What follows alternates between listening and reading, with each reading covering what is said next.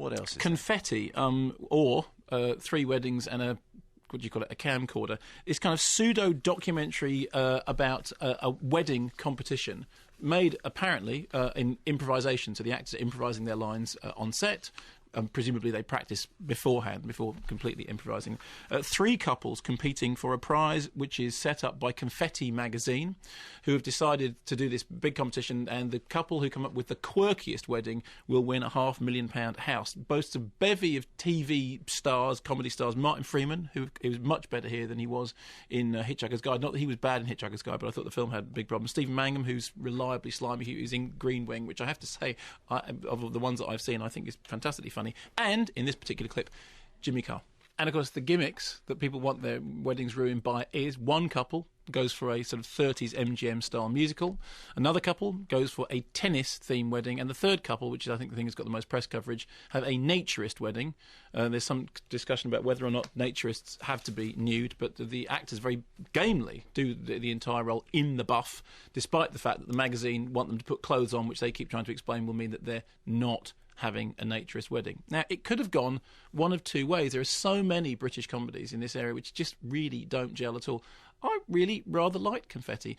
Its style is sort of wants to be partly The Office, partly Best in Show, the Chris Guest movie about the dog competition. Have you seen Best in Show? I have. It's fantastic. It is absolutely wonderful. Now, Confetti is it's a very good box set with all his stuff in. Yeah, with the Chris Guest box set. Yes, exactly. And it's Waiting for Guffman in that set as well. Didn't notice that. Okay, well... Can I get back to you on that? Get back to me on it. It's not as good as Best in Show, but very few things are. It's probably not as good as A Mighty Wind either, but very few things are. But what it is it's genuinely funny. I like the idea that the improvisation stuff...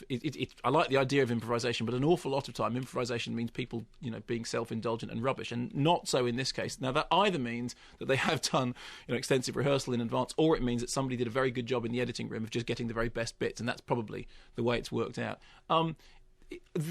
The comedy is both, laugh out loud funny and also kind of quite toe-curling and difficult at some points. And the most impressive thing about the movie is that despite the fact that it's laughing at all these couples, by the end of it, it's quite moving. You actually want them to have nice weddings. You want things to work. I mean, it's a movie, it's a construct and all the rest of it, but a tear was shed. Pathetic. No, I'm not pathetic. There are other people in the screening who I think felt exactly the same thing. Right at the heart of it are these wedding planners, which is this couple who are sort of like the wedding planning equivalent of Gilbert and George, who are outrageously camp, but also very, very solid and believable characters. And you really root for them, and you kind of end up wanting it all to work out all right, despite the nonsense, despite the silliness, despite the fact that at some points it doesn't quite gel. Alison Steadman is absolutely terrific as Martin Freeman's mother-in-law, and it reminds you of her performance in things like Abigail's Party, and just what a great comic actress she is. The kind of the handheld documentary style doesn't quite hold together all the way through, because there are occasions when you can't quite figure out whether it's meant to be a documentary or whether it's taking license with that form, and that's something which Spinal Tap is one of the very few films that absolutely never breaks that format at all. But you know what? As an adventurous and interesting and basically good-hearted British comedy goes, I more than got my money's worth. I laughed a lot. I did shed a tear, which I felt perfectly fine about. I got a nice, warm, pinky, cuddly, confetti-like feeling at the end of it.